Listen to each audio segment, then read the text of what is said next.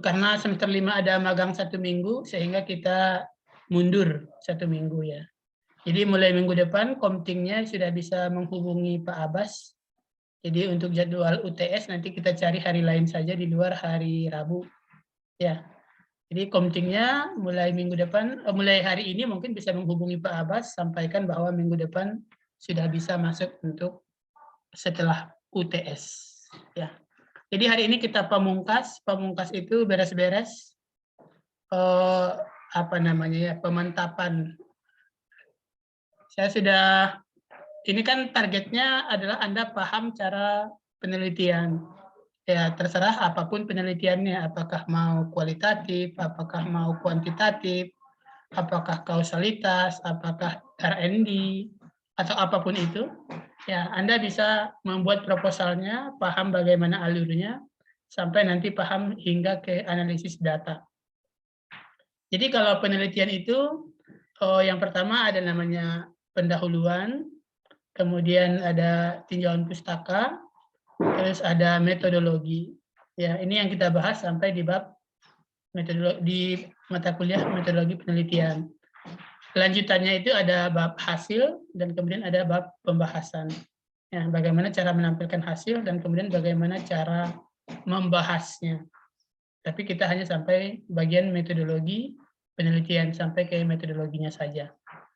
Ya, oke, saya sudah baca sebagian besar proposal yang Anda kumpul. Saya gunakan sistem sampling, ya, dari 65, saya baca 20. Saya yakin yang 20 itu sudah menggambarkan kondisi yang 65, tidak akan jauh berbeda. Ya, kita percaya dengan sistem penelitian bahwa sistem sampling, ketika samplingnya acak, maka hasilnya tidak akan jauh berbeda dengan kita menggunakan seluruh populasi.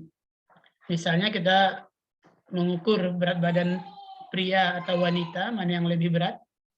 Mana yang lebih berat kira-kira? Mana yang lebih berat? Halo? Suara saya kedengaran? Iya. Kedengaran. Iya, Pak. Jadi kan kita tidak perlu menimbang seluruh manusia yang ada di Bengkulu. Jadi kita cukup melakukan sistem sampling. Jadi misalnya ngambil 100 kota, 100 benteng, 100 kaur. Nah, nanti biasanya hasilnya itu tidak akan jauh berbeda dengan menimbang seluruh masyarakat di Provinsi Bengkulu. Yang 20 ini sudah saya kembalikan, mudah-mudahan sudah dibaca.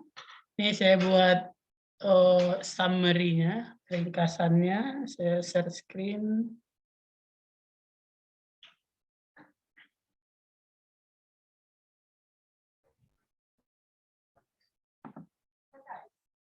Ya, ini yang saya temukan di proposal-proposal yang telah saya baca. Ya, yang pertama sebagian besar sudah oke dalam masalah alur. Jadi sudah nyambung dari judul, dari pendahuluan sampai ke prediksi hasil. Sebagian besar saya katakan karena masih ada mungkin 80% yang bingung untuk menentukan alur. Ya, contohnya yang saya baca kemarin yang masih belum jelas alurnya itu ada punya si Elpira ya, sama si punya Anopita Sihaan. Tapi sebagian besar sudah oke. Kemudian sebagian besar juga sudah paham apa yang dituju dalam penelitiannya. Walaupun ada yang menampilkan secara lugas, jadi ditampilkan dalam kata-kata penelitian ini bertujuan untuk, atau dari katakan hipotesis penelitian ini adalah, jadi itu secara lugas. Kemudian sudah hasil, prediksi hasil juga sebagian besar sudah oke, sudah mampu menyampaikan prediksi hasil. Ya. Beberapa masalah yang saya temukan adalah desain penelitiannya belum pas, kemudian instrumen yang dibuat juga ada yang belum ada yang belum menggambarkan cara mencapai tujuan penelitiannya. Kemudian yang terakhir adalah masalah dalam analisis data. Ya.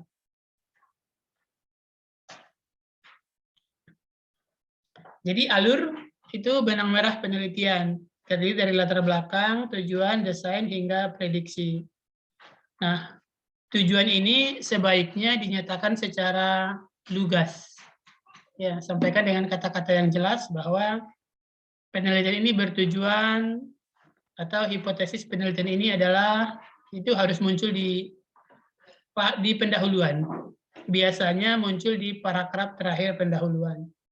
Jadi kalau orang namanya orang reviewer itu yang menilai sebuah jurnal, sebuah artikel, mereka itu yang baca duluan itu yang paragraf terakhir di pendahuluan. Apa tujuan penelitian ini? Ya, jadi harus disampaikan secara jelas. Kemudian prediksi hasil ini ya mirip dengan hipotesis.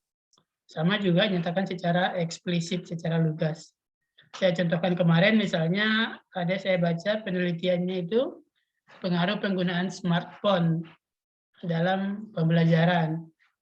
Nah, itu jangan hanya dikatakan berpengaruh, tapi sampaikan apakah berpengaruh negatif atau berpengaruh positif. Ada yang penelitian tentang aplikasi TikTok terhadap hasil prestasi belajar. Nah, itu juga jangan dikatakan hanya berpengaruh atau menimbulkan pengaruh, tapi harus sampaikan apakah menurunkan prestasi belajar atau menaikkan prestasi belajar. Ya, jadi jangan main teka-teki. Penelitian ini bukan tulisan ilmiah itu jauh berbeda dengan tulisan non ilmiah. Kalau non ilmiah itu main teka-teki. Semakin penasaran itu semakin laris novelnya. Jadi orang itu dibuat bingung, dibuat dibuat rumit dulu ceritanya. Nanti harus habis dulu 350 halaman, ya sehingga harganya makin mahal, baru paham alurnya. Itu kalau dalam non-fiksi, dalam bukan ilmiah. Tapi kalau dalam ilmiah tidak boleh begitu. Dalam ilmiah kita harus memberitahu informasi penting tersebut di bagian awal. Jadi judul misalnya juga harus, kalau orang itu tidak punya waktu, hanya dengan membaca judul mereka tahu apa isi penelitiannya. Jadi misalnya tadi yang penelitiannya aplikasi TikTok. Proposalnya adalah pengaruh aplikasi TikTok terhadap prestasi belajar siswa. Itu judul proposal. Tapi kalau sudah hasil, sudah dalam bentuk artikel, judulnya harus dibuat lebih lugas tentang hasil. Apa kira-kira judulnya? Biar orang tidak bertanya-tanya lagi. Kalau orangnya hanya punya waktu 20 detik, mereka tidak tahu apa isinya. Apa? Coba Sabira. Ayo, siapa tadi yang mau ngomong itu? Aplikasi TikTok dapat meningkatkan kemampuan. Putus-putus di saya. Sebentar saya pindahkan HP-nya dulu.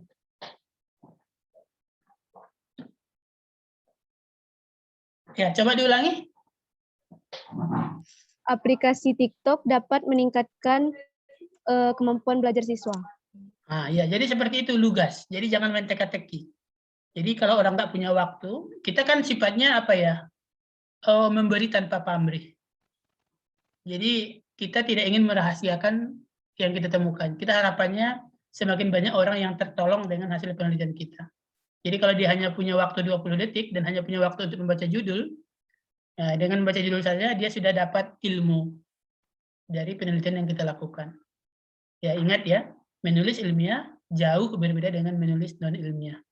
Ilmiah itu harus lugas, harus jelas, harus singkat. Ya, jadi tidak ada tulisan ilmiah yang main teka-teki, yang seperti Agatha Christie atau siapa lagi yang suka main teka-teki. Jadi baca dulu 300 halaman, baru kita paham apa isinya. Jadi kalau tulisan ilmiah, baca satu paragraf, paham isinya. Kalau mau lebih detail, baca hasil, baca tabel, baca gambar, baca grafik. Ya, tadi Sabirah yang ngomong ya, yang aplikasi TikTok dapat meningkatkan hasil belajar siswa. Itu sebenarnya belum lugas. Iya, Pak. Apalagi kira-kira yang harus ditambahkan? Berapa persen? Jadi ya, aplikasi TikTok dapat meningkatkan kemampuan belajar siswa sampai 50% dibanding metode ceramah misalnya ya. Atau pada hasil yang lain misalnya penggunaan flashcard. Siapa yang kemarin pakai flashcard itu? Kartu, nggak tahu saya seperti apa kartunya itu. Penggunaan flashcard dapat menambah kosakata siswa sampai ya berapa? Misalnya sampai 200 per minggu. Nah, seperti itu judul artikel. Jadi jangan main teka-teki. Tapi kalau pada proposal memang beda. Kalau pada proposal karena kita belum tahu hasilnya, maka judulnya pengaruh flashcard dalam meningkatkan kemampuan pengetahuan kosakata siswa. Karena kita tidak tahu hasilnya. Tapi ketika sudah deskripsi, sudah hasil, maka judulnya harus dibalik. Bahwa penggunaan flashcard meningkatkan kemampuan kosakata siswa hingga 200 kosakata per hari. Ya. Paham kira-kira yang saya sampaikan?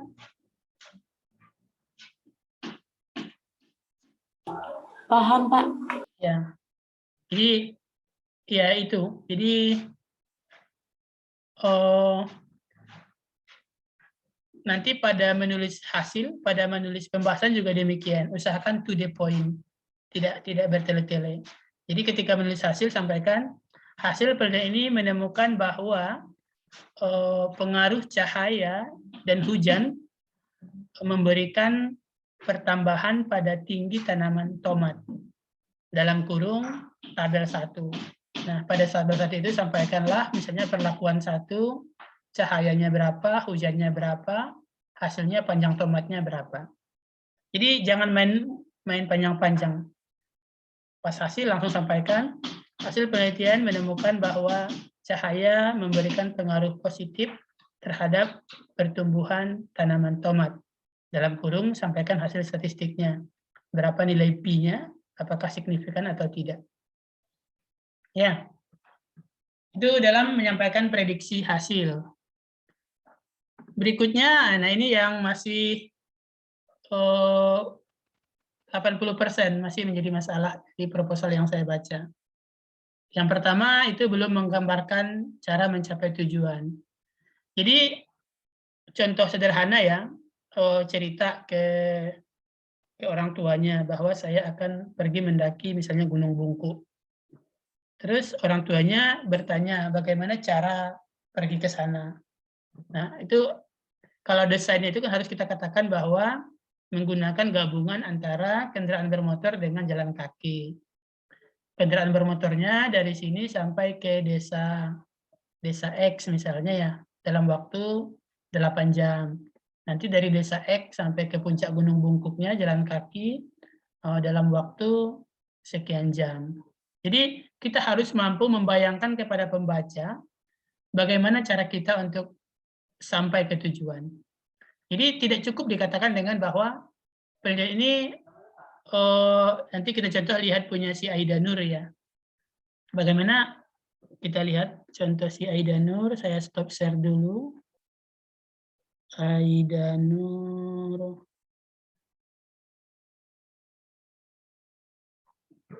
Sebentar ya, saya lihat.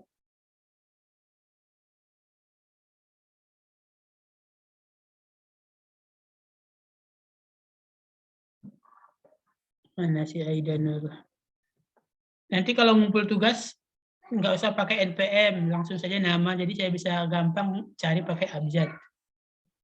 Kalau NPM-nya kan susah, ngetiknya harus panjang-panjang.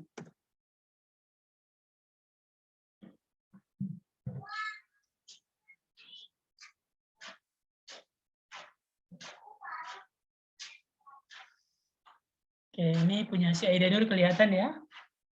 Jadi efektivitas penggunaan flashcard dalam meningkatkan penguasaan kosakata anak usia 4-6 tahun di bimbel bulan kecil Rejang Lebong.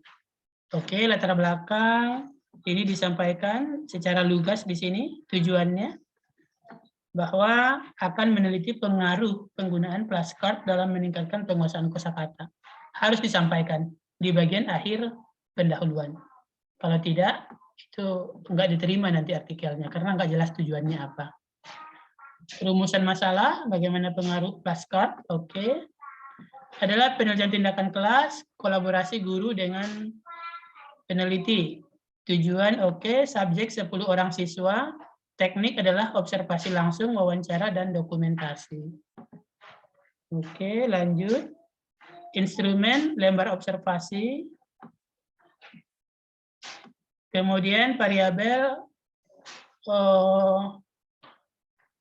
variabel proses, oke.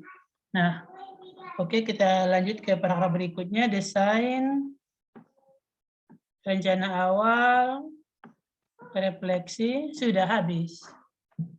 Nah, coba Aida, bagaimana caranya biar tujuan Aida untuk melihat pengaruh flashcard terhadap penguasaan kosakata?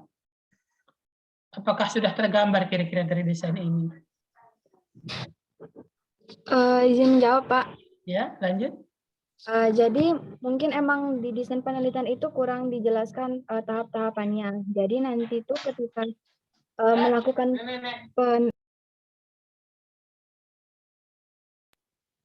nanti itu waktu melakukan penelitian itu ada tahap perencanaan. Di tahap perencanaan ini nanti peneliti akan melakukan penyusunan rencana kegiatan tentang apa, mengapa, di mana, dan kapan, oleh siapa saja, dan bagaimana penelitian itu akan dilakukan. Dan ini berkolaborasi dengan guru. Tempatnya kan sudah diketahui di bimbel bulan kecil. Terus waktunya itu kemungkinan kalau untuk melihat kemampuan anak menghafal atau mengetahui kosakata itu tidak bisa seminggu kan Pak. Mungkin kurang lebih 1 bulan untuk kita mengetahui apakah progres menggunakan flashcard itu berpengaruh atau tidak terhadap kemampuan pengetahuan kosakata oleh siswa. Kemudian di tahap pelaksanaan ini peneliti akan melakukan kegiatan kolaborasi dengan guru. Penelitinya akan melakukan observasi secara langsung kegiatan pada proses kegiatan pembelajaran.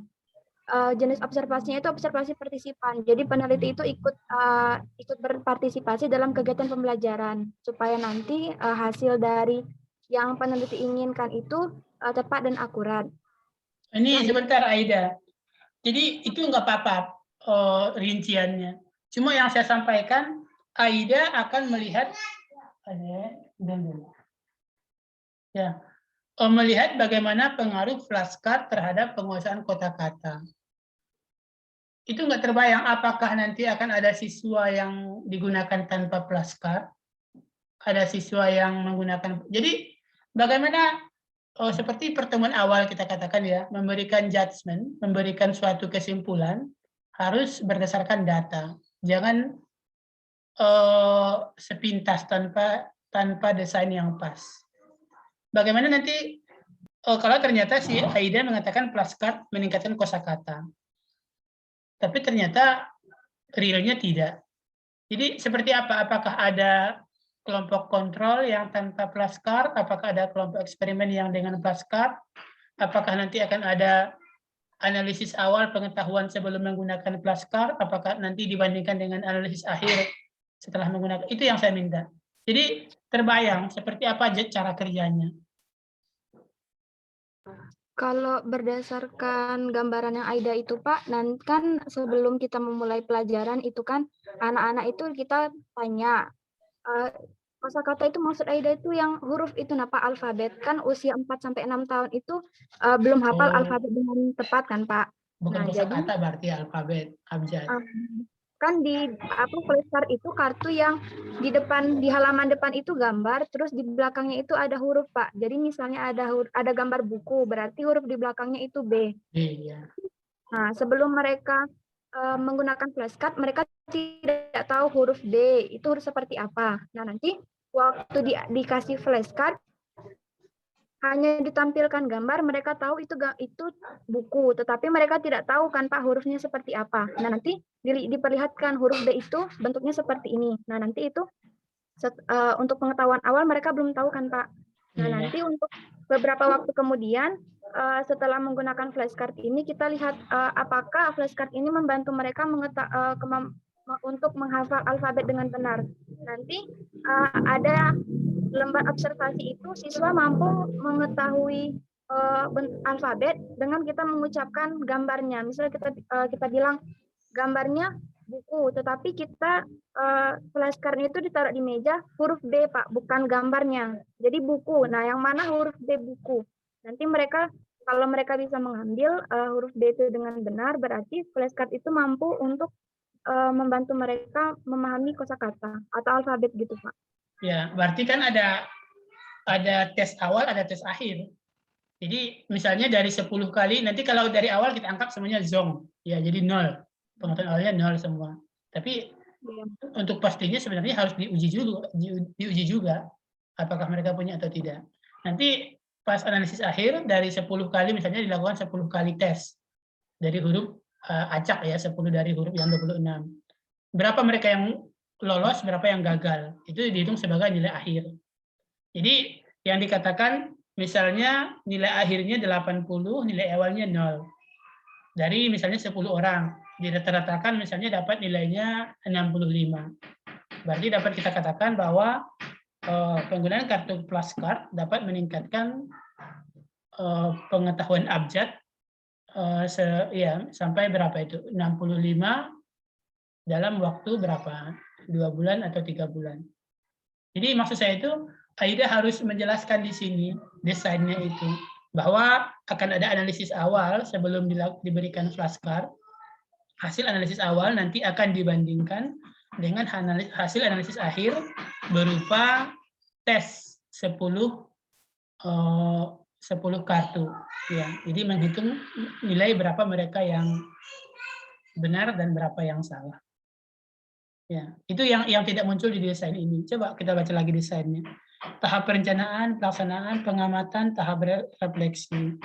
Keempat tahapan ini dilakukan tidak boleh terlewatkan. Tidak terbayang saya bagaimana Aida akan sampai ke tujuannya. Ya, itu yang harus muncul di desain. Seperti yang saya katakan tadi, ke Gunung Bungkuk kita harus meyakinkan orang tua bahwa aman. Jadi dari rumah ke desa X pakai mobil, ya jumlahnya 8 orang, biasanya jalurnya aman. Nanti dari desa X sampai ke puncak Gunung Bungkuk, jalannya siang, jalan kaki sekitar 8 jam. Ya, jadi kita harus mampu menggambarkan kepada pembaca bahwa kita akan mampu mencapai tujuan tersebut. Ya, seperti itu. Oke, untuk menambah pemahaman, kita lihat contoh satu lagi, punya siapa? Kita acak yang belum saya koreksi, misalnya punya coba kita lihat punya si Virus ya, Virus Hafizah.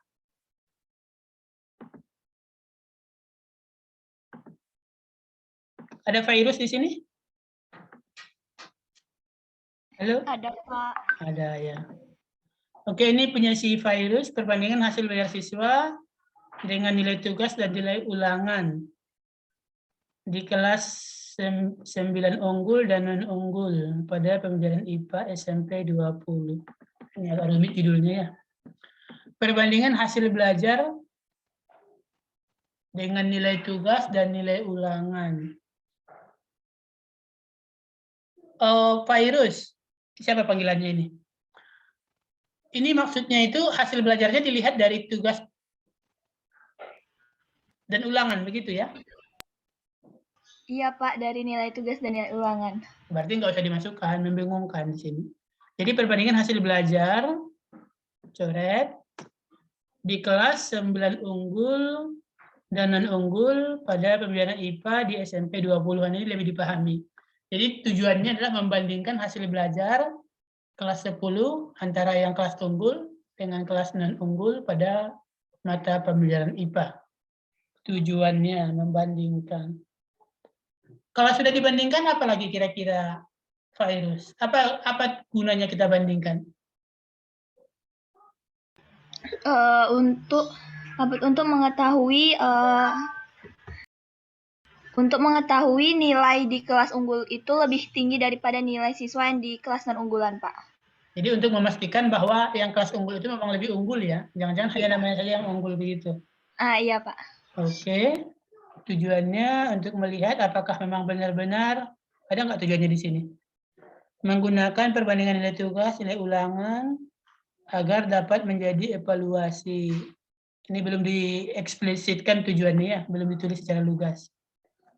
Kemudian desain, diberikan materi sistem reproduksi, dilakukan observasi, memberikan tugas, oke, jelas di sini. Yang pertama memberikan tugas siswanya, kemudian dinilai, oke, setelah dinilai, ditambah dengan ulangan harian. Oke ya, jadi ada dua nilai di sini. Yang pertama nilai tugas, yang kedua nilai ulangan harian. Kemudian dua-duanya dinilai. Kemudian setelah itu dijumlahkan, lalu diurutkan dari yang tertinggi ke yang terendah. Oke, sampai di sini paham. Kemudian yang diurutkan dibandingkan antara unggul dengan non-unggul. Oke. Dibandingkan, ya. Oke, ini agak jelas desainnya ya. Jadi sebenarnya nggak perlu diurutkan kan ya? Kenapa harus diurutkan virus? Biar lebih tahu Pak siapa aja siswa di kelas itu kelas 9A itu yang nilainya lebih unggul dari siswa yang di kelas 9G. Ini kan sama dengan kalau pada biologi yang sering ya, membandingkan komposisi pohon di hutan lindung dengan hutan sekunder. Jadi sebenarnya nggak perlu kita tentukan mana yang lebih tinggi, mana yang lebih rendah. Cukup dibandingkan misalnya rata-ratanya. Jadi satu kelompok kelas unggul, kelompok lain yang non-unggul. Jadi pada kelas tersebut, pada masing-masing kelas baru diurutkan. Jadi peringkat 1 pada kelas unggul dibandingkan dengan peringkat 1 pada kelas non-unggul. Jadi jangan dicampur datanya. Ya, dipisah per kelas. Nah, setelah itu baru dibandingkan, kira-kira ini analisisnya pakai apa? Kalau membandingkan dua kelompok. Apakah misalnya orang Jawa lebih hitam dibanding orang Bengkulu? Pakai analisis apa? Kita ngambil sampel misalnya 50 orang Jawa, 50 orang Bengkulu. Kemudian kita pakai aplikasi Photoshop, bukan Photoshop, Image J untuk menentukan gradasi warna. Jadi yang putih dikasih warna 100, yang hitam dikasih warna 0. Jadi nanti pakai Image J, ditempel, nanti muncul gradasinya berapa, antara 0 sampai 100. Nanti kan akan dapat angka misalnya 50, 60, 70, baru kita bandingkan dua kelompok ini. 1 sampai 50 populasi Jawa, 1 sampai 50 populasi Bengkulu. Kita tes apakah dia berbeda nyata atau tidak. Pakai analisis apa itu? Dengan siswanya, Pak, siswa laki-laki dan siswa perempuan. Kenapa harus dibandingkan laki-laki perempuan? Ini kan membandingkan antara kelas. Tapi boleh juga sih, misalnya kelas A laki-laki dibandingkan dengan kelas B laki-laki. Kelas A perempuan dibandingkan dengan kelas B perempuan. Jadi untuk mengurangi efek dari jenis kelamin. Tapi kalaupun digabung sebenarnya nggak masalah. Ya, jadi sudah random itu. Kalau untuk ini bisa pakai uji T, ya disampaikan di sini bisa pakai uji T, atau bisa uji beda nyata terkecil, atau bisa menggunakan uji ANOVA. Jadi banyak, atau menggunakan chi-square ya. Jadi membandingkan dua kelompok, apakah mereka itu berbeda secara signifikan atau tidak. Oke, ini virus berarti bagus ya, desainnya oke. Kita lihat satu lagi contoh yang kira-kira desainnya kurang bagus. Kita lihat punya si Inka misalnya. Ada Inka di sini? Ada, Pak. Ada ya. Kalau nggak ada, nggak usah kita bahas. Oke, ini Inka. Efektivitas penggunaan tanah solid terhadap produksi buah. Ini ada muncul di sini tujuannya. Pengaruh penggunaan tanah solid. Kemudian desain penelitian, memupukkan tanah solid. Di sini. Produksi yang dianalisis adalah produksi buah, tapi produksi buah ini juga belum tuntas ini, Inka, jadi harus detail. Apa maksudnya? Apakah kilogram buahnya, apakah jumlah tandannya. Jadi jangan main teka-teki. Usahakan se-eksplisit, selugas mungkin. Ya, produksi buah apa? Kilogram per batang, atau jumlah tandan per batang, ya disampaikan secara jelas. 4 bulan, oke. Tanah solid, rapia, parang. Variabel 1 tanpa tanah solid, ini tidak diberi. Variabel 2 10 ember. Variabel 2 20 ember. Ini hanya 1 kali pemberian. Inka? Iya, Mana Pak. si Inka tadi? Inka? Iya, Pak. Apakah hanya 1 kali pemberian atau misalnya diulang setiap 2 bulan? Hanya 1 kali pemberian, Pak. Oke, hanya 1 kali pemberian. Ya, itu nanti masalah ini ya. Sebenarnya lebih baiknya tidak cukup 1 kali ya, mungkin 1 kali 2 bulan.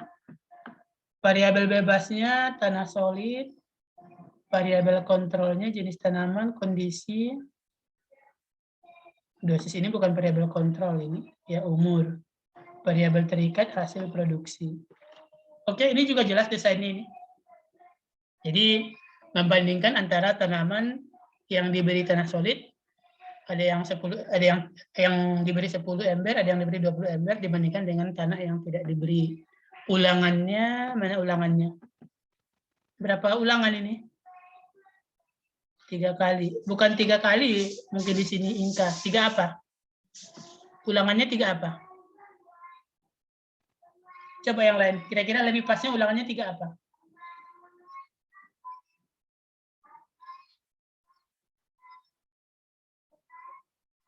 Kurang pas kata-kata kali di sini.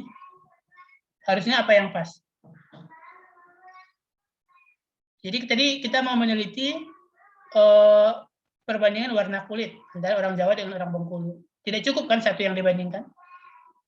Tidak cukup 1 Jawa, 1 Bengkulu nggak bisa. Jadi minimal misalnya 50 atau minimal 100. Sehingga data yang diperoleh itu lebih valid.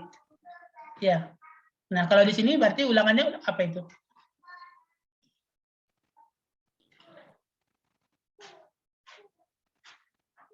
Apa?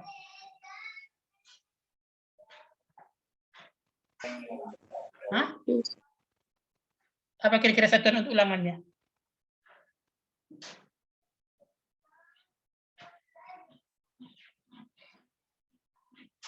Coba, apa kira-kira satuannya?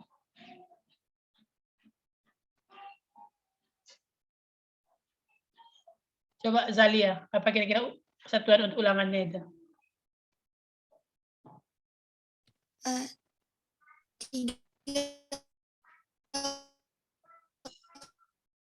Putus-putus suaranya. Kali pengulangan, Pak. Ya, apa satuannya? Apa yang diulang?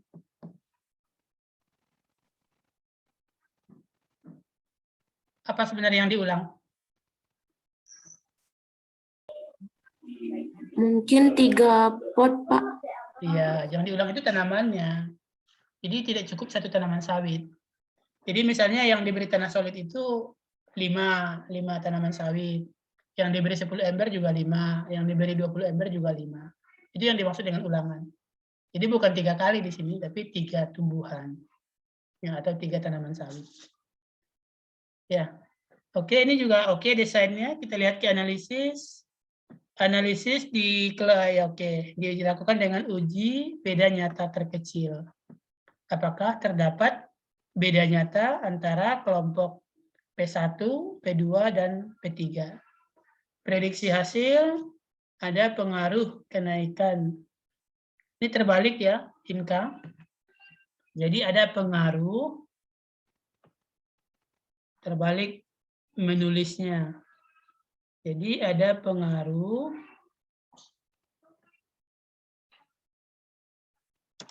tanah solid terhadap kenaikan produksi buah tanaman kelapa sawit. Ya, itu prediksi hasilnya.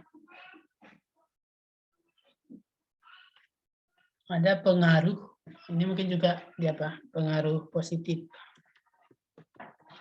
Jadi semakin banyak tanah solidnya, maka semakin banyak jumlah buah yang akan diperoleh. Itu prediksi hasilnya. Sebenarnya ini juga tidak cukup sampai uji bedanya teter kecil. Kalau uji bedanya teter kecil kan kita mau melihat apakah kelompok 1 berbeda dengan kelompok 2. Kelompok 2 berbeda tidak dengan kelompok 3. Ada hal satu tingkat di atas ini, uji apa kira-kira? Jadi kalau kita mau melihat pengaruh pemberian pelet terhadap pertumbuhan ikan. Misalnya satu kelompok ikan kita beri pelet setengah kilo sehari. Kelompok ikan lain 2 kilo sehari. Kelompok ikan lain 3 kilo sehari. Kelompok ikan keempat 5 kilo sehari. Yang pertama kita lihat apakah ada beda pertumbuhan berat badan antara perlakuan, itu pakai uji BNT ini, bedanya terkecil. Tapi ada yang lebih tinggi dari itu, yaitu untuk melihat apa syaratnya? Uji korelasi. Uji korelasi, melihat apa itu? Hubungan, Pak. Lihat hubungan pemberian pakan dengan ikan. Apa prediksinya? Semakin banyak pakan yang diberikan, pertumbuhan ikan semakin cepat. Nah, iya betul. Jadi di sini harus ditambah dengan uji korelasi atau uji regresi. Bahwa apakah semakin banyak tanah solid akan semakin tinggi jumlah buah yang dihasilkan. Apakah nilai produksi pada P2 lebih tinggi dibanding P1? Apakah P1 lebih tinggi dibanding dengan P0? Sehingga kita kesimpulannya semakin tinggi, semakin banyak tanah solid yang diberikan, maka semakin banyaklah buah sawit yang dihasilkan. Semakin banyak pelet yang diberikan, semakin beratlah pertumbuhan ikan. Itu kalau sudah melalui uji regresi. Tapi kalau tidak sampai ke uji regresi, maka hasilnya kelompok yang diberi tanah solid, hasilnya berbeda dengan kelompok yang tidak diberi tanah solid. Hanya sampai di situ. Kita tidak tahu mana yang lebih tinggi, mana yang lebih rendah, kita nggak tahu. Tapi yang jelas, hasilnya berbeda. Paham kira-kira? Paham, Pak. Jadi, ya, jangan berhenti di uji ANOVA. Kalau penelitiannya pakai perlakuan, lanjutkan ke uji regresi. Tapi uji regresi tidak bisa dilakukan kalau uji ANOVA-nya tidak berbeda nyata. Jadi ikan yang kita beri 0,5 kg, yang diberi 3 kg, yang diberi 5 kg, tidak berbeda pertumbuhannya, ya sudah, tidak bisa lanjut ke uji korelasi. Karena sudah dapat dipastikan bahwa pelet tidak memberikan pengaruh terhadap pertumbuhan ikan. Karena hasil pertumbuhan antar kelompok perlakuan tidak berbeda nyata. Oke, jelas sampai di sini? Ada yang mau tanyakan dulu? Sebelum kita pindah ke instrumen, yang kedua, kesalahan pertama adalah di desain. Desainnya belum membayangkan, belum menggambarkan apa yang akan Anda lakukan untuk memperoleh tujuan. Ya, masih terlalu umum. Itu kesalahan pertama. Kesalahan kedua adalah instrumennya belum ada atau belum terbayang. Oke, yang untuk desain dulu, ada yang mau tanyakan?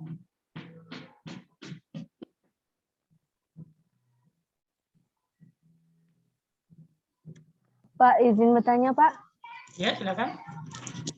Kalau misalnya itu desain untuk pembuatan game untuk materi, misalnya materi tumbuhan itu, Pak. Gimana, Pak, desainnya, Pak? Coba ulangi. Misalnya proposalnya mengenai pembuatan game gitu, Pak. Pembuatan game? Misalnya gimana, Pak? Ya, misalnya game berbasis biologi tumbuhan. Untuk apa? Hanya pembuatan. Kalau pembuatan itu nanti jatuhnya ke pengabdian. Punya siapa kemarin yang saya baca itu? Misalnya upaya pencegahan penyebaran COVID-19 di Indonesia. Apa kira-kira hasil? Itu penelitian atau pengabdian? Kalau misalnya dia tambah kata-kata awal, pemetaan upaya, itu jatuh ke penelitian. Tapi kalau ya, coba Sabirah ini apa tujuannya? Untuk meningkatkan hasil belajar siswa dan motivasi belajar siswa, Pak. Melalui game. Lanjut. melalui game, misalnya yang kemarin berbasis tumbuhan, materi tumbuhan, Pak. Bisa berarti, ya jadi nanti, ya seperti yang tadi, apakah ada kelas kontrol atau kelas eksperimen, jadi satu pakai game, satu pakai tidak game. Apakah kalau tidak pakai kelas kontrol, kelas eksperimen, membandingkan hanya satu kelas saja, tapi membandingkan kemampuan awal dengan kemampuan akhir. Kemampuan awal misalnya pretest ya, dan dibandingkan dengan kemampuan akhir post-test. Bisa. Jadi kalau Sabira pakai kelas kontrol, kelas eksperimen, maka nanti kesimpulannya bahwa penggunaan game, metode game lebih bagus dibanding dengan metode apa yang dipakai di kelas kontrol, dibanding metode ceramah misalnya. Itu hasilnya. Tapi kalau Sabira tidak pakai kelas kontrol, kelas eksperimen, maka hasilnya nanti penggunaan game mampu meningkatkan kemampuan atau pengetahuan siswa sebesar berapa? Bandingkan nilai post-test dengan pre-test. Jadi kan dalam bentuk presentase. Ya. Untuk gamenya itu Pak, dibuat, kalau misalnya mau buat proposal, lebih baik itu game yang sudah ada atau gamenya tuh dibuat mandiri Pak? Boleh, dua-duanya. Asalkan game tersebut belum diuji coba. Dan juga kadang boleh sih, sudah diuji coba. Jadi kalau misalnya obat COVID ya, obat COVID itu walaupun sudah dites di Cina, tapi boleh juga dites di Indonesia. Jadi mengulang, asalkan lokasinya jangan sama. Iya. Baik Pak, terima kasih Pak. Kalau dibuat game sendiri, lebih tinggi lagi kualitas proposalnya. Ya. Nanti kita sampai ke kuesioner. Jadi kalau membuat media, membuat kuesioner itu harus ada validasi. Jadi kalau Sabira membuat game sendiri, sebelum diuji coba ke siswa harus validasi dulu. Validasi orang yang ahli bahan ajar, yang ahli pendidikan. Kira-kira ini melukai siswa tidak? Memberi dampak psikologis ketakutan nggak? Ke trauma nggak ke siswa? Itu harus diuji validasi. Dan uji validasi itu biasanya agak panjang. Dan yang menguji itu harus ahli. Ya, dokter atau profesor. Ya. Sama seperti kita menyebar obat ke masyarakat, ya harus ada uji panelis namanya. Jadi orang-orang yang dibayar miliaran, dibayar jutaan untuk uji coba obat. Nanti kalau dia mati, ya mati. Begitu. Nah, sama produk pembelajaran juga begitu. Sebelum dilempar, diuji coba ke sekolah, harus dicek aman nggak. Ya. Ada lagi pertanyaan? Pak Febrina mau bertanya. Ayo, Febrina. Kalau untuk desain penelitian tuh apa harus kita jelasin benar-benar dari awal ya Pak? Sebenarnya enggak. Urutan-urutannya. Ya, bagusnya berurutan. Ya, jadi mana yang dikerjakan duluan. Tapi yang saya minta di proposal ini sebenarnya terbayang bagaimana cara memperoleh hasil. Jadi tidak perlu rincian sampai sedetail-detailnya, tidak perlu. Tapi ketika mengatakan menggunakan lembar observasi, lembar wawancara, nah harus disampaikan di desainnya. Bagaimana Anda bagaimana hasil dari lembar wawancara, lembar observasi ini digunakan untuk mencapai tujuan. Ya. Jadi terbayang seperti yang tadi ya, yang kita contoh si Aida tadi. Jadi harus disampaikan bagaimana dia mengatakan bahwa flashcard ini akan meningkatkan penambahan kosakata. Harus disampaikan, harus terbayang. Jadi yang kurang dia di proposalnya, dia tidak menyampaikan bahwa akan membandingkan antara jumlah kosakata setelah menggunakan flashcard dengan jumlah kosakata sebelum dilakukan flashcard. Nah, itu harus muncul di desain. Ya. Pak, makasih Pak. Ya. Oke, kita pindah yang kedua, yaitu mengenai instrumen.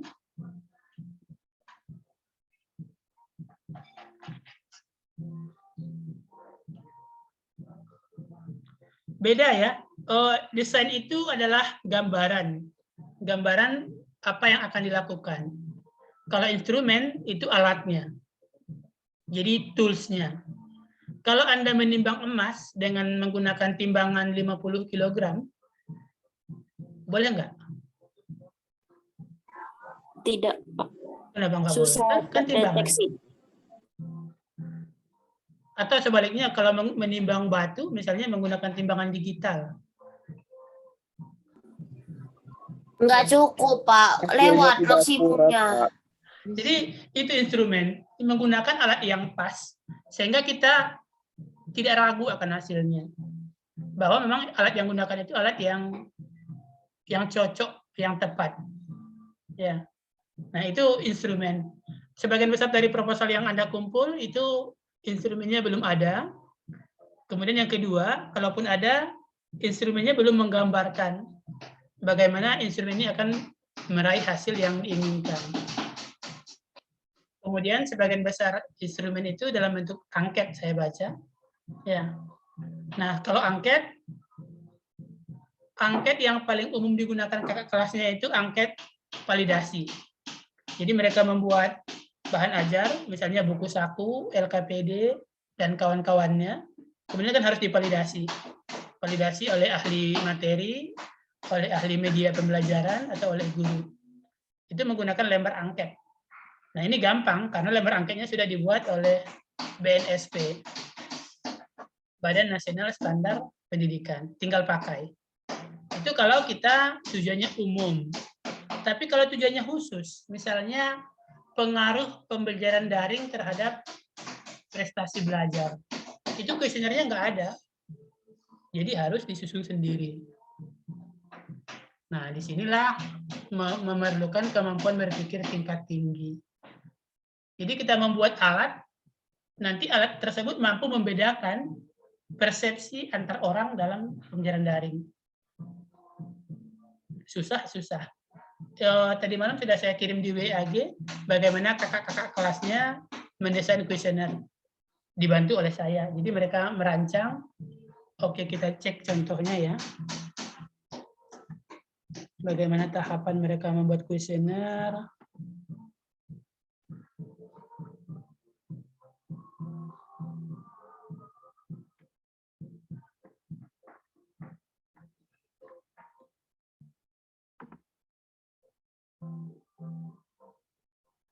Sebentar, di mana kemarin?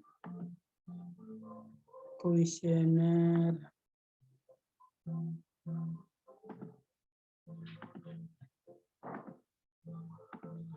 Oke, kelihatan ya yang saya share? Kelihatan, Pak. Ini contoh dari kakak kelasnya yang ngambil mata kuliah Ilmu Lingkungan Permatasari. Jadi tujuan penelitiannya itu adalah untuk melihat tingkat kesadaran masyarakat dalam memanfaatkan limbah kotoran sapi. Terus kuesionernya dia kirim ke saya. Pertanyaan pertama, apakah Anda mengetahui tentang lapisan ozon? Apakah kira-kira pertanyaan ini akan menjawab tujuan penelitiannya? Tujuan penelitiannya tingkat kesadaran masyarakat dalam memanfaatkan limbah kotoran sapi menjadi biogas. Apa kira-kira pertanyaan pertama harusnya?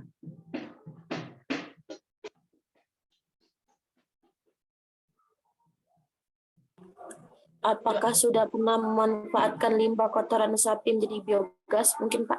Nah, ya seperti itu. Jadi pastikan bahwa alat Anda itu, Anda mau memotong ranting menggunakan kapak. Bisa, tapi nggak pas.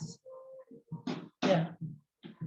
Jadi kalau instrumennya dibuat sendiri, agak panjang prosesnya. Karena memikirkan bagaimana alat yang kita desain itu akan menjawab permasalahan. Jadi mungkin pertanyaan pertama, pernahkah Anda mendengar kata biogas? Atau tahukah Anda apa yang dimaksud dengan biogas? Pertanyaan kedua mungkin, tahukah Anda bahwa biogas dihasilkan dari mana? Jadi harus apa? Kita harus membayangkan pertanyaan apa yang kita siapkan sehingga tujuan penelitian kita bisa tercapai. Ya, kita lihat contoh kedua. Ini dari mahasiswa UNJ, analisis pengetahuan mahasiswi terhadap kosmetik ramah lingkungan. Ini pertanyaan pertama, apakah Anda tahu bahwa kosmetik terdiri dari ramah lingkungan dan tidak ramah lingkungan? Sudah pas kira-kira pertanyaannya? Pas ya. Jadi itu sudah dimulai dari pertanyaan yang paling basic sampai nanti yang paling tinggi, misalnya nomor 20. Dengan memakai kosmetik ramah lingkungan, apakah Anda secara tidak langsung merasa ikut menjaga kelestarian lingkungan? Jadi ya ini berarti paham dia tujuannya apa. Misalnya ada yang saya baca di proposalnya, pengaruh smartphone dalam peningkatan hasil belajar. Itu kuesioner harus dibuat sendiri. Kira-kira apa pertanyaan yang harus kita siapkan? Agar kita sampai pada kesimpulan bahwa smartphone meningkatkan hasil belajar. Ini dia tidak mau pakai kelas kontrol, kelas eksperimen ya. Kalau pakai kelas kontrol, kelas eksperimen kan gampang. Tinggal bandingkan hasil belajar yang diberi smartphone dengan hasil belajar yang tidak diberi smartphone. Tapi dia tidak pakai itu.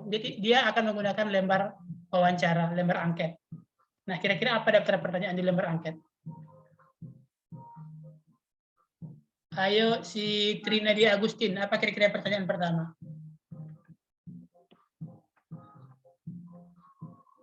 Ada Trina Dia? Ada, Pak. Nah, apa kira-kira pertanyaan pertamanya? Pertanyaan pertamanya seperti apa, Pak? Yang paling dasar sampai nanti ke yang paling tinggi. Oke, saya bantu ya. Pertanyaannya mungkin, pernahkah Anda menggunakan smartphone dalam proses pembelajaran? Itu pertanyaan pertama.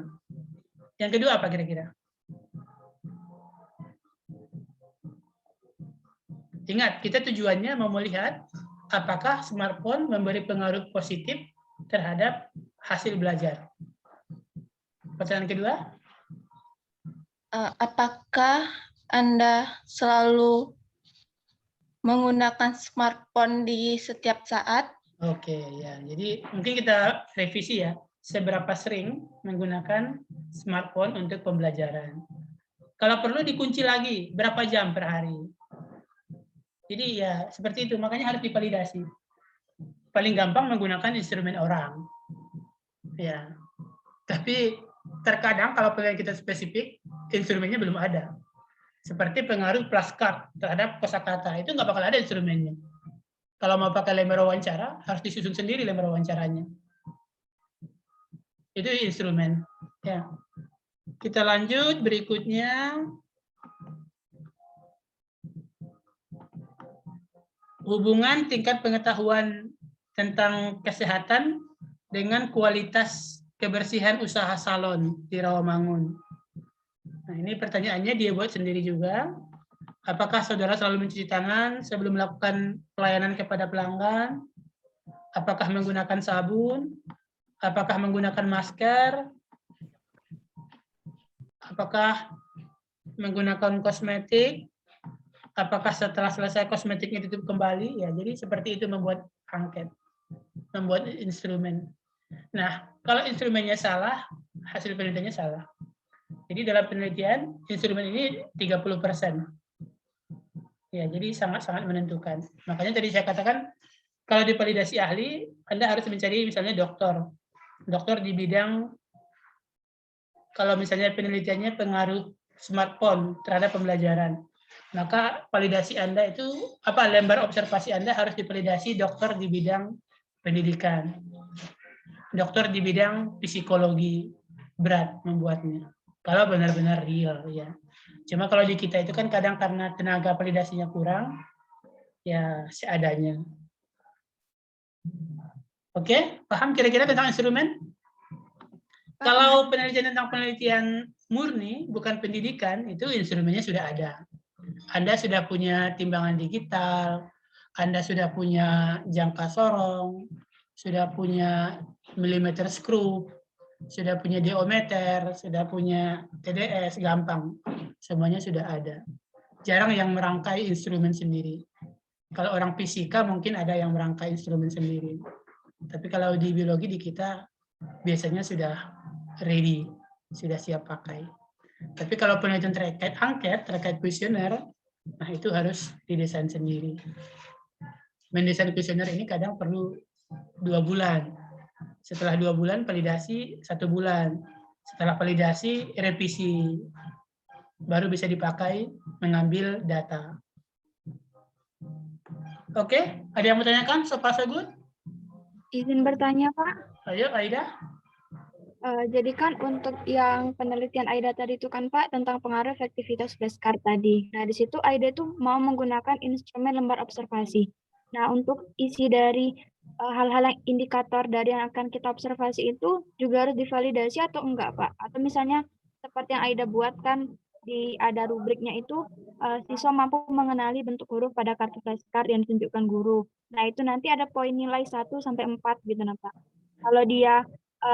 Kalau dia udah tahu itu nanti poinnya 4, tapi kalau belum tahu itu poinnya 1. Itu gimana ya Pak? Nah, itu juga sama harus divalidasi. Kenapa jauh 1 dengan 4 misalnya? Kenapa tidak 1 dengan 0? 1 bisa, 0 tidak bisa. Apa dasar Aida memberikan rentang 1 sampai 4? Nah, itu orang ahli yang sudah paham ya. Kalau menentukan tujuan, menentukan indikator itu nggak perlu divalidasi. Karena kan yang menentukan tujuan si peneliti. Yang menentukan indikator yang mau diamati si peneliti. Nggak masalah tanpa divalidasi. Tapi kalau kita memberikan rentang 0, skor penilaian, ya yang ahli yang tahu. Nah, ingin bertanya lagi Pak. Nah, kan nanti itu yang instrumen kita pakai itu akan digunakan untuk analisis hasil kan Pak. Nah, kalau misalnya pakai lembar observasi itu analisisnya itu ke analisis deskripsi presentasi deskriptif, kuantitatif dan kualitatif. Itu bisa Pak? Nyambung nah, ini juga ada di sebagian besar proposal yang saya baca. Bisa dibuat deskriptif, bisa juga dibuat kuantitatif. Kalau mau dibuat kuantitatif misalnya sangat setuju diberi 5, setuju diberi 4, netral diberi 3, tidak setuju diberi 2, sangat tidak setuju diberi 1. Nah, nanti nilai ini dihitung. Misalnya, apakah smartphone, menurut Anda, apakah smartphone membantu Anda dalam kegiatan pembelajaran? Beri rentang 1 sampai 5. 1 sangat tidak setuju, 5 sangat setuju. Ambil data dari 100 siswa. Jumlahkan. Jadi nanti kalau nilainya itu 5 kali 100, 500. Itu berarti paling tinggi. Itu berarti semua siswa memilih sangat setuju. Nilai paling rendah 100. Semua siswa memilih sangat tidak setuju. Jadi nilai tengahnya itu berarti 250 mungkin ya. Atau 300 nilai tengahnya. Jadi kalau nilainya 400, berarti smartphone itu membantu pembelajaran. Itu berarti kita analisis secara kuantitatif. Menggunakan angka-angka. Yang biasa digunakan kalau di kakak kelasnya itu skala Likert. Skala 1 sampai 4. Jadi misalnya mereka membuat produk buku saku. Di situ dikatakan di instrumennya, buku saku sudah memberikan warna dan huruf yang menarik. Sudah memberikan warna yang jelas, sudah memberikan huruf yang nyaman untuk dibaca. Nah, itu diberi angka. 1, 2, 3, 4. Jadi 1 itu tidak, sampai 4 itu iya. Nanti bisa dianalisis seperti itu. Kalau semua validator memilih angka 4, berarti sudah oke. Itu secara kuantitatif. Kalau mau digunakan kualitatif juga boleh. Kalau kualitatif misalnya, kalau kualitatif itu lebih ke komentar. Jadi misalnya, dari angket yang Anda buat itu angket terbuka. Angket terbuka itu bukan iya tidak, tapi mereka mengisi, kayak esai. Misalnya, menurut Anda, apa manfaatnya penggunaan flashcard dalam pembelajaran?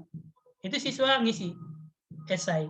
Nanti hasilnya Anda rangkum.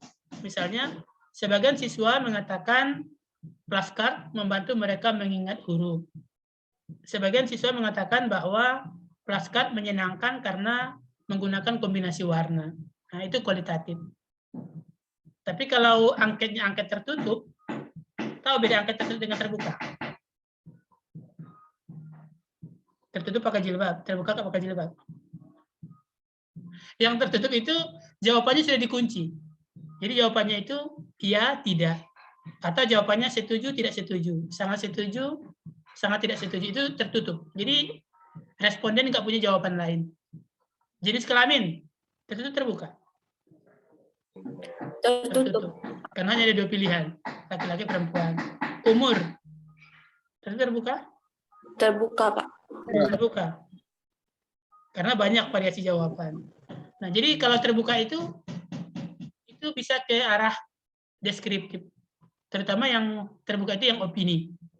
Menurut Anda, apakah penanganan COVID di Indonesia sudah bagus? Nah, itu ketika Anda menjelaskan hasilnya sangat kualitatif, tidak bisa diangkakan. Ya. Oke, seperti itu. Kalau angketnya tertutup, maka analisisnya kuantitatif, menggunakan uji statistik. Tapi kalau angketnya terbuka, analisisnya biasanya kualitatif, narasi, penjelasan. Ya. Ada lagi yang ingin disampaikan?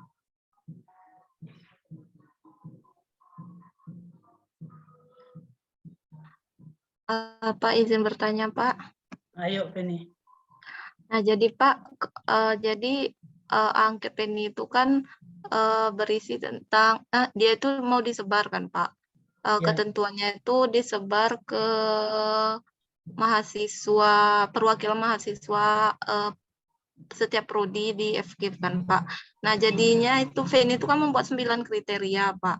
Nah, ketentuannya itu satu orang tuh memilih tiga kriteria, Pak.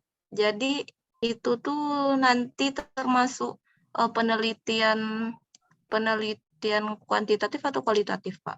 Tapi Vene buat di sini, Pak, itu apa penelitian ini bersifat kuantitatif deskriptif, Pak. Ya, kalau diberi pilihan 3 itu berarti tertutup.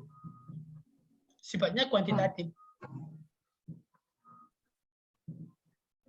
Kecuali misalnya kalau angket validasi, itu kan validator pertanyaan 1 sampai 40 itu memilih antara 1 sampai 4.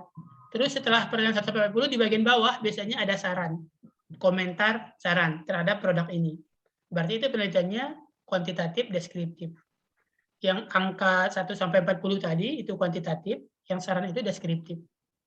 Jadi di hasil pembahasan sampaikan yang nilai untuk pertanyaan 1 sampai 40, terus di bawahnya sampaikan hal-hal apa yang disarankan oleh validator.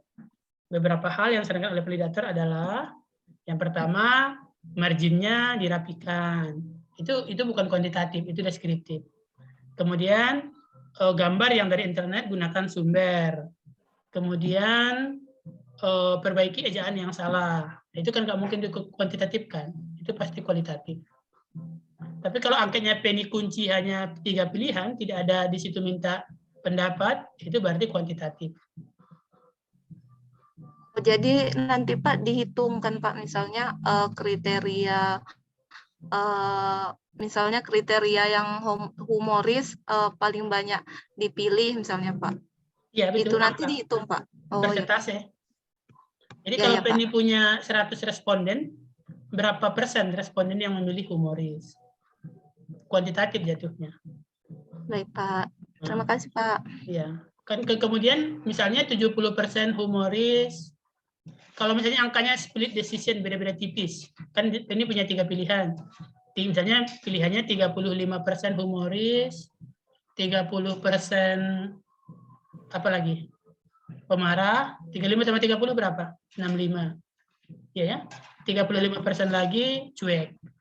Nah, angka 35 30 apakah berbedanya atau tidak? Itu lagi kuantitatif lagi. Baik Pak. Ya.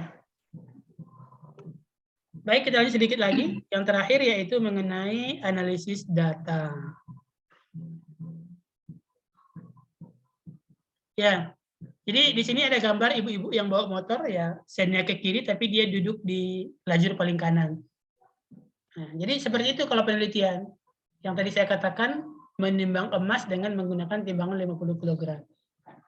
Jadi dia tahu tujuannya kemana, tapi dia tidak menggunakan alat yang pas. Jadi dia mau ke belok kanan, tapi sennya ke kiri. Ya itu nggak bisa dalam. Nanti hasilnya pasti salah. Ya. Yang terakhir adalah analisis data. Sebagian besar yang saya baca proposalnya itu menggunakan kata-kata pengaruh. Pengaruh smartphone, pengaruh TikTok, pengaruh pacaran, pengaruh anak tunggal, pengaruh anak bungsu, pengaruh anak sulung, itu pengaruh. Jadi kalau ada kata-kata pengaruh, maka ujinya uji korelasi. Ya, tapi walaupun judulnya pengaruh, tapi analisis datanya tidak ada yang mengatakan statistiknya apa. Ya. Kemudian kalau menggunakan kelompok perlakuan, maka harus ada ANOVA, uji beda antar perlakuan. Ya. Kalau deskriptif, maka harus dinyatakan deskriptifnya seperti apa. Misalnya kalau identifikasi jenis-jenis serangga di kampus UNIF, maka deskriptifnya adalah berupa pertelaan atau deskripsi ciri-ciri setiap spesies yang ditemukan. Itu harus disampaikan di hasil. Analisis data. Data hasil penelitian ini akan diolah dalam bentuk deskriptif berupa pertelaan ciri-ciri setiap spesies yang ditemukan. Harus disampaikan seperti itu. Ya. Atau disampaikan bahwa hasil yang ditemukan dalam bentuk gambar. Gambar, foto, spesimen yang ditemukan. Jadi harus dinyatakan, tidak cukup disampaikan dengan kata-kata deskriptif, tidak bisa. Ya. Kemudian yang angket tadi yang sudah kita bahas, beberapa hal yang disampaikan oleh validator adalah, jadi analisis data disampaikan dalam bentuk deskripsi, saran, masukan dari para validator. Jadi disampaikan seperti itu di analisis data. Ya. Kemudian ada ini yang agak tinggi statistiknya, saya lupa penelitian siapa yang tadi proposalnya, pengaruh hujan dan cahaya terhadap pertumbuhan tomat. Punya siapa ini? Halo? Punya siapa ini? Saya lupa punya siapa. Saya baca tadi malam. Nggak ada orangnya di sini. Ya. Ini berarti kan variabel bebasnya 2. Kalau kita biasanya variabel bebas 1. Pengaruh smartphone terhadap pembelajaran. Apa variabel bebasnya dari Mawar kalau judul seperti itu? Dari Mawar Astuti ada? Nggak ada. Oke. Judulnya pengaruh smartphone terhadap hasil belajar. Apa variabel bebasnya? Pak. Judul penelitiannya, pengaruh penggunaan smartphone dalam meningkatkan hasil belajar siswa. Nah, kalau judul penelitian seperti itu, kira-kira apa variabel bebasnya? Variabel bebasnya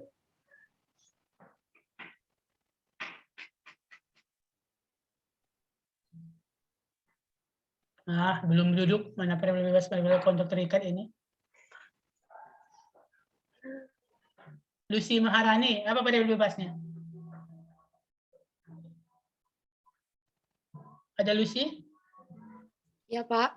Apa variabel bebasnya kalau judul yang tadi?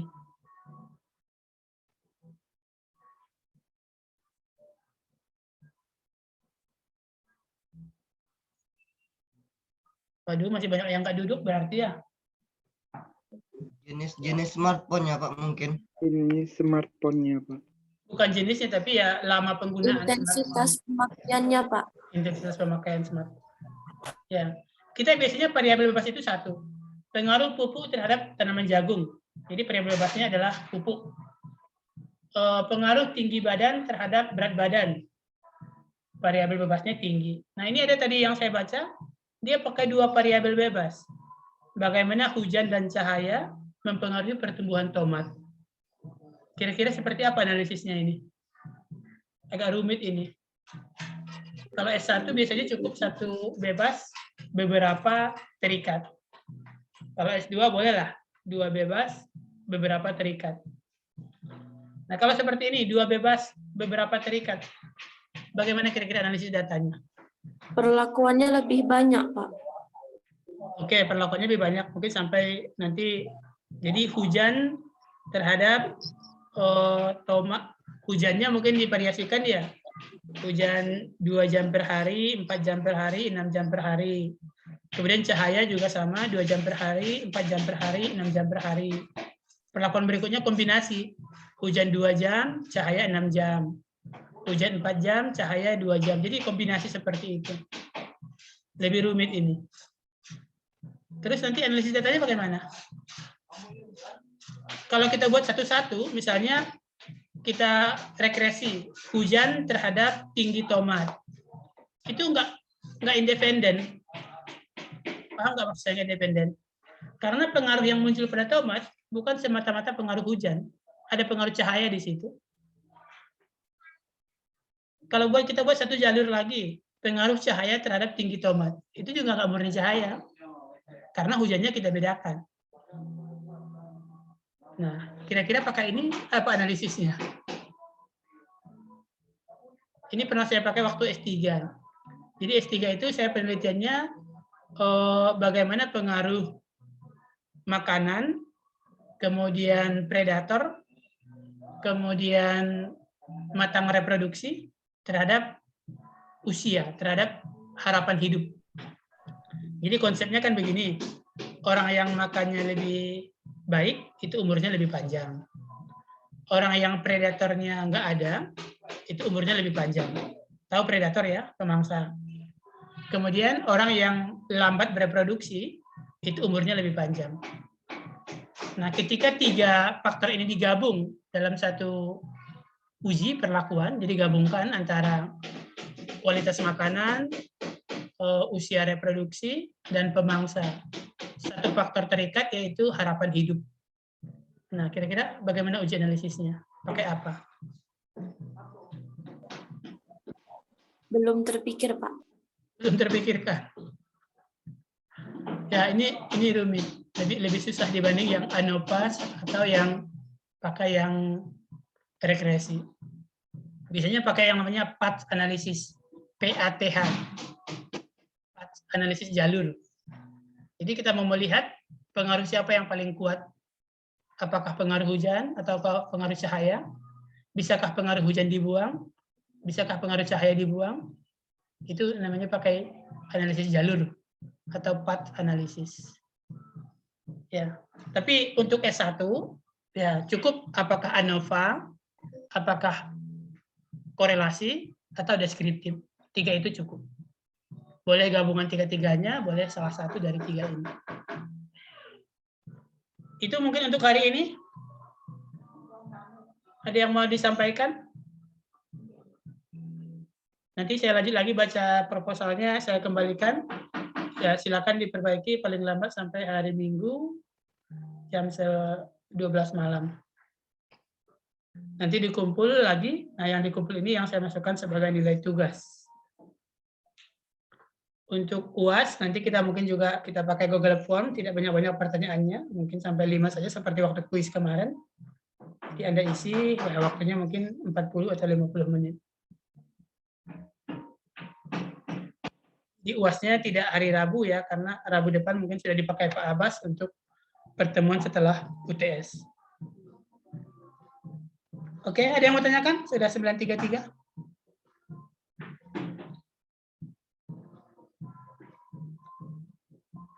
Mudah-mudahan membantu nanti untuk membuat proposalnya. Ya, paham bagaimana menentukan latar belakang, menentukan desain, dan menentukan analisis data. Itu konsep dari penelitian. Kalau struktur itu gampang, bisa dihafal. Struktur R&D seperti apa, struktur penilaian kualitatif seperti apa, ya bisa dihafal, dibaca saja. Usahakan perbaikannya jangan asal ya, usahakan semaksimal mungkin. Terus kalau bisa, bayangkan ini untuk skripsinya. Ya, jadi yang realistis, yang mungkin untuk dilaksanakan. Siapa tahu nanti bisa diambil untuk skripsinya. Ada yang mau disampaikan? Cukup? Cukup, Pak. Ya, oke. Kalau cukup, kita cukupkan sampai di sini. Ya, nanti kita jumpa lagi di Anpisman.